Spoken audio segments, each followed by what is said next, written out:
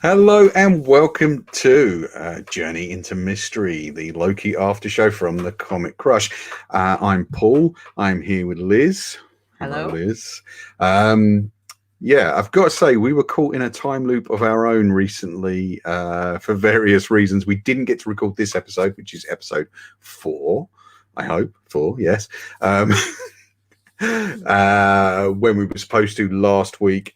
We are recording it this week now. You are going to get episode 4 and episode 5 pretty much back to back. So we know, obviously, you've all watched episode 4 at least. And, we just want to give you our thoughts on the thing. And I'm going to give you my bad predictions for the episode, which I texted Liz as I was watching the end of it. But, sorry, completely my fault.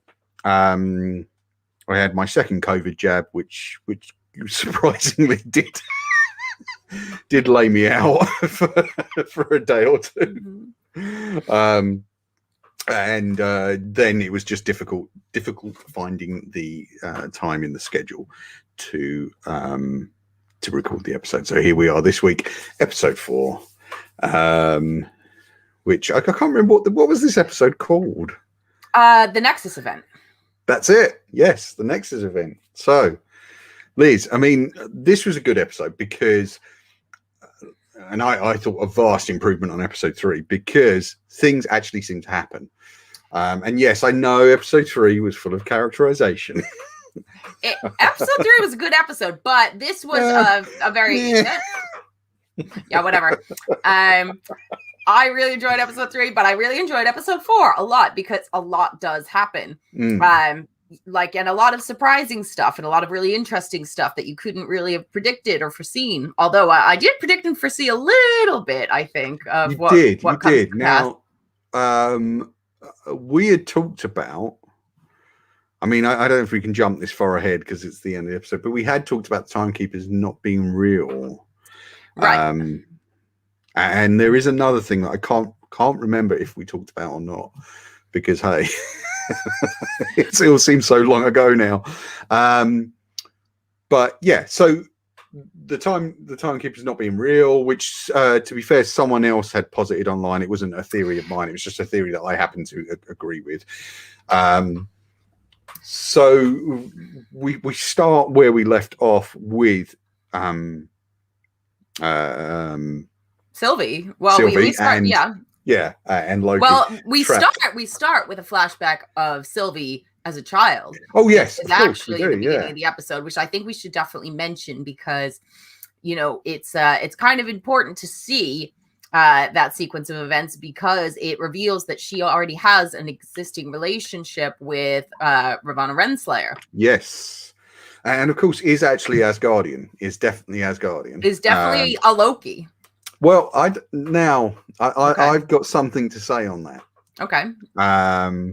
Which is kind of important for the relationship that develops between her and Loki as the episode goes on. Now, we see that she's kidnapped from her timeline, and but we don't see what her Nexus event is, which is interesting. So, given the theory that everyone who is working for the TVA is in fact a kidnapped variant, well, not even a theory, we know it's true now. Given that they're all kidnapped variants, do you think the plan for her was that they were going to make her an agent of the TVA? Although she seemed a bit ridiculously young for that, because she's only like 12 or something. She's only a kid. Yeah, she's only a kid. I don't know. I mean, that's possible. I mean, point blank later in the episode, she asks Renslayer, what was my Nexus event? What? And Renslayer says she doesn't remember, but is that true? Probably not. Well, Renslayer says a lot in this episode. And indeed in the next episode, we should reveal that actually we have seen now episode 4 and 5. Yeah, at the time of recording, it's Wednesday, so yeah. you know, So episode 5's we been couldn't on, wait. We couldn't wait. So yeah, we couldn't wait. Which is what make my predictions that I'm going to read you later even more laughable. Right. Okay. So kidnapped, taken to the TVA, but even then uses her wits and escapes, which I thought was great. Right. Yeah. I mean, Loki, if she is a Loki, Mm. Loki, is one of the smarter characters in the MCU. He, even though he kind of winds up on his ass a lot of the time, he actually is very smart and very, conniving and can get himself out of situations, with his wits. And, if she is in fact a Loki variant, that is perfectly keeping in character. They are, survivalists. They always manage to kind of, get themselves out of sticky situations. Yeah, and then we jump back to Lamentis, where Loki and Sylvie are about to face the end of, literally the end of the world, a very final, definite end of the world, which straight away paid to one of my predictions originally, which we were going to see Natasha Romanoff in at some point, that Loki would somehow happen upon Vormir, and I honestly thought in the trailers that would be Natasha and Loki sitting together, but of course it's actually just down to the lighting that makes her hair look red. Right. It was Sophie and it was Sylvie and Loki, and of course they start to develop this relationship, and they share a moment, which is nice, except that here's the trouble I have, right? And here's why I think she isn't a Loki. Right. At this point, I kind of have to say it.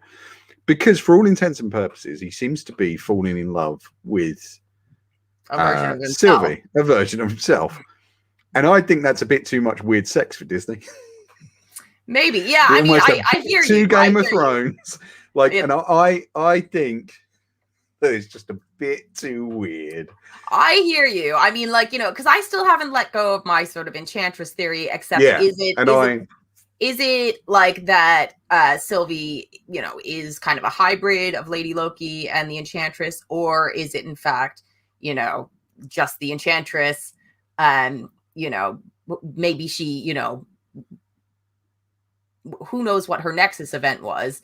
It could be that somehow she tricked, the Asgardian royal family into thinking that she was, a Loki. Who knows? Who knows? So I'm not, I keep flip flopping because, I think they've done a very good job of keeping you guessing with that. Yeah, I mean, I just think that but by the end, it will be revealed that she's not a Loki. I would be totally cool with that. I think it would be cool if she actually was like, a version of the Enchantress. Yeah. And that's what they do with the Enchantress in Marvel. Yeah. They did it with Hela, where they kind of changed her origins enough that, it fit into their MCU timeline, even if it was a bit divergent from the actual character. It works, and they could totally do that with Enchantress. And I think that it is just a bit too weird for Disney to and it is weird. I mean, it's not just me, right? It's weird. Come on. It is weird. Right. I mean, and maybe she believes that she's a Loki, or maybe she doesn't. Who knows? Yeah.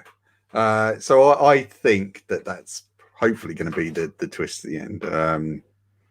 But we'll wait and see. We've still got another episode, 2 episodes for us to go. And it's been kind of insinuated that there's going to be more than one season of the Loki series. So sure.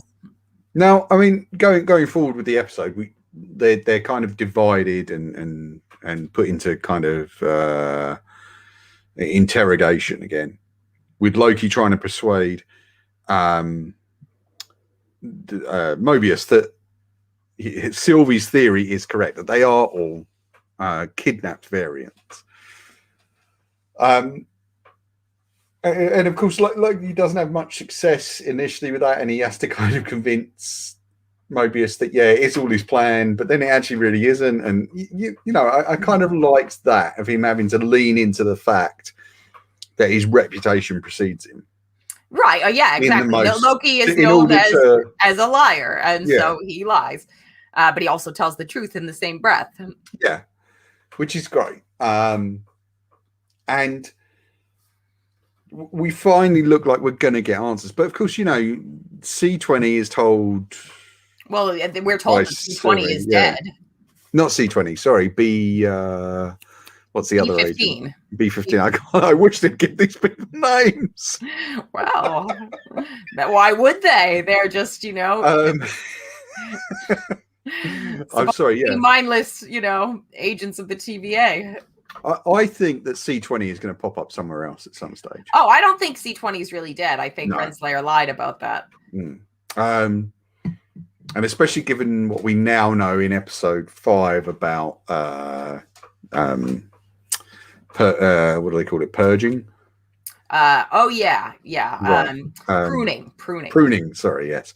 So I have the memory of a dying mayfly. I'm sorry, I can't remember the finer details of anything. Like in looking at that, we also see that incredibly emotional moment for Loki where he's told, no, actually, Sylvie's been pruned, and that really hits him hard, which is interesting to see, because it's going back to those moments in Ragnarok and things like that where we see this kind of, I don't know what to call it, not a humanization of Loki, but like kind of a more emotive, right? Like the sort of more vulnerable side of him, the side that he doesn't like to show, that actually does care, and he breaks his facade of not caring, even though he kind of tries to say, well, I don't care, I don't, good riddance.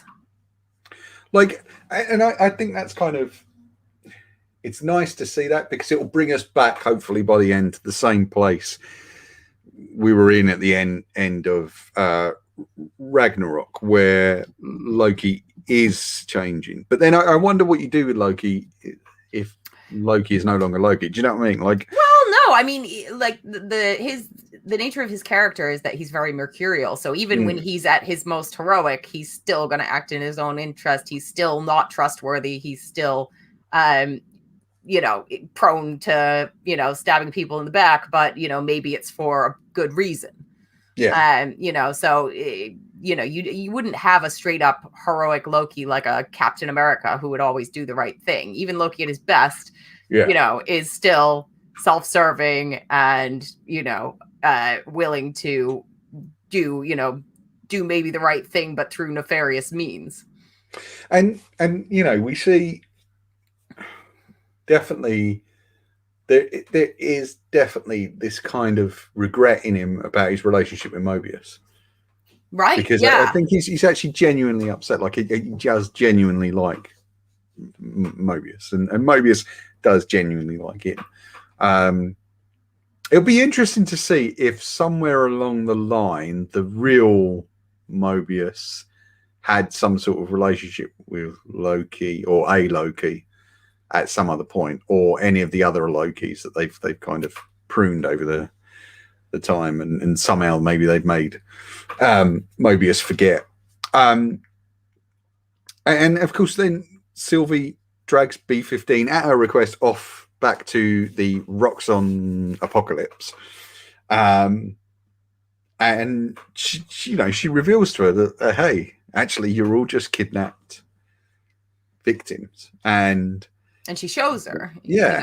Although we don't see that. We don't see it, but we know that she shows her a memory from her real past. So I was quite curious about that.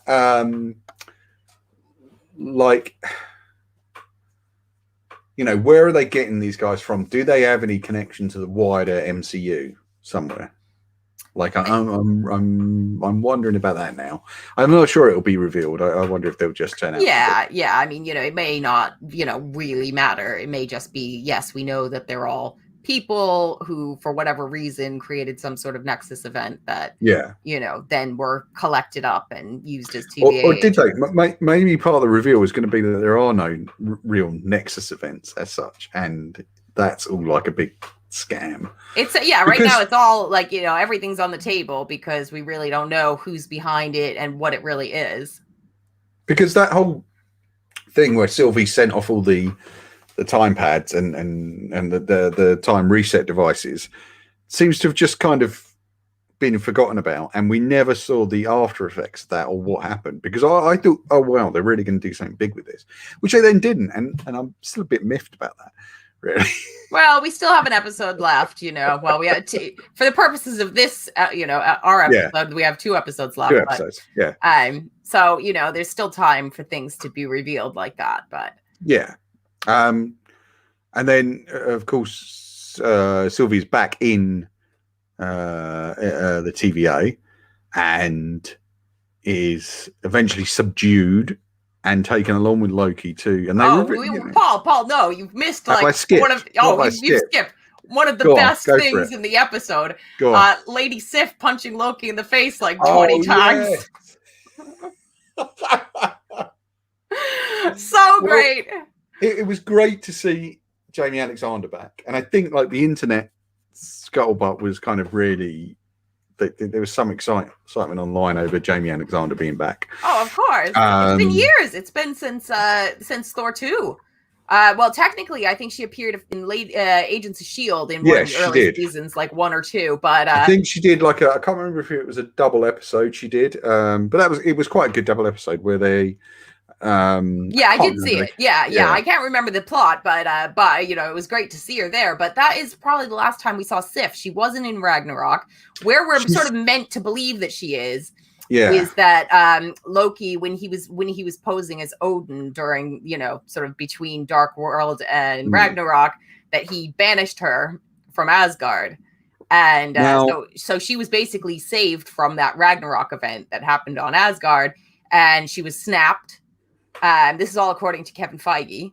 Right. And so that, so she's one of the few Asgardians who is left post Ragnarok. So, I think there's a very good chance we'll be seeing more of her possibly in Love and Thunder. I hope so. But it was great to see her here because I didn't actually know about this cameo, and I was me neither. So thrilled by it. But according to Jamie Alexander, as you say, she is coming back. She has kind of said that, this is the last you're going to see of Sif. She is going to come back, and there'll be more appearances as we go. So that'll be interesting to see what comes out of that. And also, Marvel do have this thing of being able to pepper characters in places you wouldn't expect to see them. Like we know Yelena Belova is going to be in the Hawkeye series. I got very excited the other day, Liz, because there was a trailer for the Hawkeye series. It turned out to be fake, though. I was really upset. Right, yeah, no, I remember you messaged me. Like, you were all excited. On one hand, I was actually disappointed because it meant I would have had to get up and actually do some work. Put it on the website. I can't wait for a trailer for that to drop. I think we'll probably be due one quite soon. Yeah. Anyway, and so we have this sort of time loop, which of course Loki then has to actually look inside himself and actually admit something about right. Yeah, because the first time it happens, he's like, yeah, whatever. I remember what happened after this. I went and I took a bath and had a glass of wine, and I never thought about it again. But then on about the 5th punch in the face, he's like down on his knees, apologizing to Sif and saying, yeah, this is, and it's a very revealing thing that he says, which is, that, he did it for attention because he's a narcissist, and, that it's because he's afraid of being alone. And that's kind of a very revealing thing about him, because that's one of the things Sif says over and over in her little speech to him, when she comes and delivers the, punch and, kick, to the unpleasant place. Yeah. Balls. So And she kind of ends it with each time saying, you're alone and you're always going to be alone. Mm. And I think a lot of that is actually kind of part of what the series is about. Is the fact that he's always felt alone, and now he's finding, yeah, that he, that there is somebody, else who can really relate to him, and that's a version of him. Yeah, also invariably means at some point Sylvie's going to be ripped away from him as well. Right. Because, God forbid any of these characters actually be happy. Right. Poor Steve had to go through 23 movies, was it? Just to get his dance. Right, I know. It's pretty tough going for anyone trying to find love in the Marvel universe. Yeah. But of course, I guess, no conflict, no drama. But then we move on, and Sylvie and Loki are taken before the Timekeepers finally. Now, did you feel that? Oh yeah, I mean, did I feel it was going to be that the Timekeepers weren't going to be real? Yes, absolutely. Okay. That was the question. Yeah, I mean, it was very. I mean, I feel like it was very Wizard of Oz. Yeah. That's exactly it. It's pulling back the curtain. And I liked that reveal, even though it was kind of, they're definitely going to be what they're not. Now, I honestly thought that maybe they would reveal that Renslayer is behind the whole thing. However, it now seems, yeah. Now, I've got to say, on a technical level, that fight scene was horrible. Oh, really? I loved the fight. I hated it. I absolutely hate like all these bloody wide shots, and it was just like, come on, man, edit the bloody thing, cut into it a bit. But I drove me mad because it just felt clunky. But that's a minor gripe, and I'm sure. I'm being quite dismissive, but I'm sure everyone who worked on that worked really hard, and I thought it was a good fight scene. I liked it. Yeah, I didn't. It's fine. Technically lacking in comparison to the action we had like the week before, and so I mean, and we get that big reveal, but also we get that like okay. The biggest thing for me that happened in that thing was, of course, Loki getting Mobius getting pruned. Well, Mobius had just been pruned, so that was pretty heartbreaking to watch. And then Loki. Right. Now, of course, Sylvie gets the upper hand on Renslayer and is, like, tell me everything. If I can I jump ahead to the stinger? Let's because as soon as he got pruned, I was like, well, okay, that was really sad to watch, but there's no way that we're leaving this as it stands. Not a chance. Here's the thing. There is part of me, and I know we've talked about this before, and I know you hate this every time I say it, but there is part of me that would have been quite happy if he stayed dead. And it became the Sylvie show, because I think there's always the idea, and then the extreme version of the idea where they're really pushing the envelope in terms of storytelling. And I think it would have been fascinating to see the last 3 episodes become, or the last couple of episodes become, just about Sylvie in a way. Right. Like, I'm pleased it didn't turn out that way, but at the same time, I'm not pleased. It's like I would have been happy either way, I think. Okay, I think when we talk about episode 5, I'd like to kind of carry. no, I'd like to carry through some of what you're saying now. Okay, great. Right. So because I do have some thoughts about that, but maybe not in the way that you're saying right now. But I think we have to talk about that in the context of episode 5. Okay. Cool. That's fair enough. I think that would be good. That gives me hope for a really good chat on the next episode, which will be out tomorrow. In fact, by the time the bulk of the audience watches this episode, there will also be episode 5 up as well. Right. So, but let's talk about that stinger. Yeah, let's talk about the stinger. So this is the first post-credit scene we've had for this series. Yeah, I thought we would have got more. I really, in a way, I thought it was kind of like nice that they just waited for a moment like that to do it, because it became more surprising. Sort of making us wait for a stinger. It was like, yeah, this was definitely the right episode to do it. Sorry, I'm just plugging in something to my laptop. I'm not doing it very stealthily. I'm a bit worried about my internet connection dying, so excuse me for a moment, guys. I'm really sorry. Yeah, hey, live video. I know. Yeah, the joys of technology. But yeah, like I'm glad they did the stinger where they did.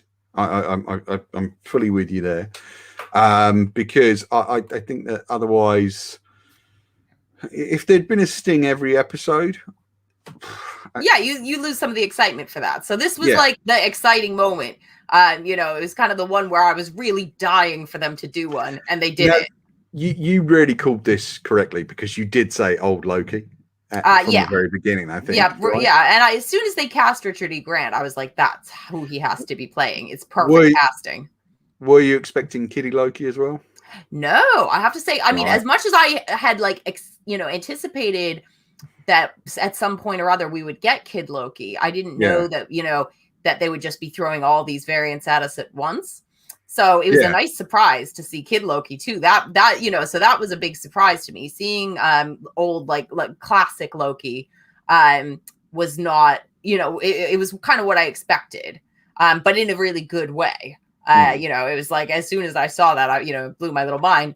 And then we have this other Loki who is credited as Boastful Loki, who who isn't really a character from the comics. No, I wanted to ask you about that. In fact, I did message you saying, "Oh, like, is this guy?" Right? But you kind of, you've not seen him before. No, it's not a known quantity, but what he looks like, upon a glance, is almost like a mishmash between Loki and Thor, because he's holding like a hammer, like a sort of Mjolnir looking, and who's boastful but Thor, and he's got the furs and everything, and it's just it's a very sort of like if you sort of mixed Loki and Thor's look together, you would kind of come up with that. And he's big and brawny like Thor, and so. And we also get a fourth Loki. Yeah, alligator Loki. Fifth Loki, sorry. Yeah. He's got the little hair. He's got the little horns. I know. That was priceless. I mean, because we know that Loki can kind of transform into whatever. He can transform into an animal if he wants to. I wonder if we'll see that Loki turn into a human form at some point. Right. Of course, I'm saying that having seen episode 5. Obviously it's, but we're as I said, we're in our kind of own time loop here because of the way we're recording this one. But definitely some interesting stuff, and of course, straight on the run again. But yeah, like a good end to the episode, an interesting end. I'm keen to see who's going to be revealed to be behind. I do want to talk about a theory I have. Go on. Well, I can't because it's for episode 5. Right. So when we get to episode 5, we'll talk more then. Right. For the sake of you, I'm sure you and I will chat about it between now and then. But you said you had predictions that. My bad predictions were. So right, your bad. This is just a couple of texts I sent Liz during the end of the episode. I've just got to try. Find them. Oh, I might be able to find them faster. Let's see. I've got them. So okay, the first one was, damn, not Natasha in the trailers for Loki then. No. So clearly upset that they got rid of. No. So this was my and I'm going to have to replace some of the bad language in this as well. Right, yeah. Fudge, Yeah. So this is when the timekeepers had been revealed to be robots. Okay, so I'm at the bit where the timekeepers are revealed to be androids. I'm calling it. Old man Loki created the TVA. Well, you were like sort of on the right track in a way, but not in that way. And then again, about 1 minute later, fudge, that's a bold ending.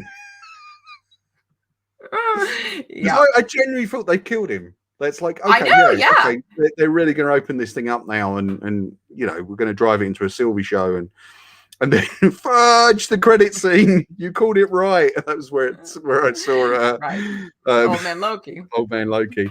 Yeah, and then just various other messages. But yeah, no, good. Yeah, like, but yeah, my powers of prediction are 0.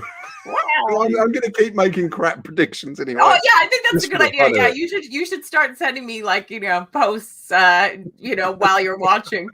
Well, when we wrap this up, yeah. I will have a couple for you. But yeah, like good episode. I'm very much looking forward. This has probably been our shortest episode of this, Liz. A couple of other things from the MCU that did emerge this week. So Kevin Feige and Hugh Jackman were sort of posted a little selfie together, which has absolutely sparked a bunch of rumors that at least Hugh Jackman will survive the X-Men cull and arrive in the MCU. I mean, which would be wild because Jackman has like quit being Wolverine. Like, according to him, that was it. Old Man Logan was it. And also, he's in great condition. But he is in his nearly min, I mean, right. But yeah, but, it is. He is in his 50s. He's in his 50s. You don't necessarily. And he left it on a really good note. Yeah, oh yeah. I mean, I genuinely think, I have said this before, and I hope we can do something again at some point soon on Logan. But I genuinely think, hands down, arguably my favorite comic book movie of all time. Like, fantastic movie. I genuinely loved it. Or it's at least right up there in like the top 3, Right. And especially considering the other 2 of those would be Batman movies. But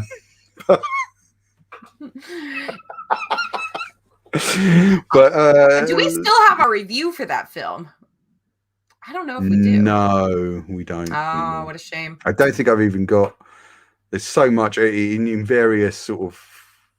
I did a written review of it, which is on my website. Yeah. Oh, cool. Mm-hmm. Oh, we'll have to. If you send that or shove me the link, and I'll put that in the description for this. Sure. So we can put it in. Completely needlessly. Right, I know, nothing to do with anything, but hey, look, why not? Yeah. There is a link to Liz's website in the description, I think. Yeah, you can just look in the search box and it would probably come up, or just like click on the reviews tag. Yeah, so LizzyJordan.com, I believe that is. Yeah. Yeah. Did I get that right? Mm-hmm. Right. So yeah, you can pop over there. You'll find some of Liz's, and Liz does terrific write-ups on comics, and especially on comic book movies. Do search for it because it will be worth your time reading. There is another episode of this coming tomorrow or today, depending on when you're watching this. Right. We've also got an interview with Julia Madrigal, who is one of our ex-colleagues at Orbital. Very talented ex-colleague. Yes, very talented. And in fact, talking about her new book, which is available to back on Kickstarter now, that's the Spaceman Project, New Orleans, 1993. That is definitely worth you guys checking out. There will be a interview there with links to back it. It's in its last week or so on Kickstarter, so do give it a go, because it's a terrific kind of melding, as she says, of Interview with a Vampire. I can't remember the other thing she said. It was like, but it was like 2 very disparate influences. And yeah, some great stuff there. It's a vampire story. Give it a look. Other than that, you're going to see a lot of us over the next few days, guys, because Black Widow dropping. Black Widow is dropping. So as soon as possible, we will get an episode of From Panels to Pictures online, talking about that. I won't get to see it until Friday or Saturday, so you just have to wait till then. We'll have another episode of this. There's the Julian Madrigal interview. There is a Superman 2 podcast coming up, which of course made all the more poignant by the fact that very sadly we lost Richard Donner just a couple of days ago. It's a man who was not just so influential with Superman, but in comic book movies in general, because both Jeff Johns and Kevin Feige have worked with Richard Donner quite extensively, quite early in their careers. And you know, I believe he's had a really strong influence on that stuff, but we'll be talking about some of that later on. And then in a couple of weeks, we've got the Aliens thing in a week or so, I guess, maybe. I don't know yet. I'm just trying to find a good date in the schedule. So you're going to get inundated with videos for a little while. I'm really sorry. It's just the way the scheduling has worked out.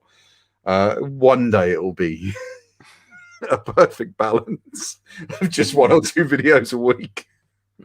Well, you know, I don't know when better that more day will than come. less, you know. Yes. Well, we'll leave that for the audience to decide. So episode 3 of this show is still online. Feel free to go back and watch that. Take a look at that or any of the episodes. Tell us what you think. Drop us a comment in the box below. And Liz, thank you for joining me once again. You can follow Liz at Liz C. Jordan on Twitter. You can check out our website, lizcjordan.com. You can check out thecomiccrush.com. You can check out our Patreon. There is brand new stuff on the Patreon.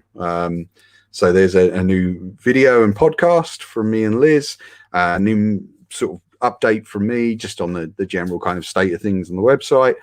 And there is the recommended reading list for the months of July and August. September's is hopefully coming next week. Unfortunately, I've picked up a couple of extra work days in the comic shop, so I might be slightly delayed, sorry, but I'll get it done as soon as I can. But yeah, there is lots more stuff dropping on the Patreon. We've got a few more bits planned for July. So do check that stuff out, and you can join from as little as £2 a month, or you can buy something from the web store. Check that out. All the links are below. Liz, thank you again. Of course. We'll see you. Always. See you tomorrow. See you tomorrow. I know. Hey, can't wait to talk about episode 5. It's hard to resist, actually. I do really want to get into it, but yeah. And I'm having trouble separating my comments. Right, we're going. Goodbye. See you later. Thanks for watching, guys.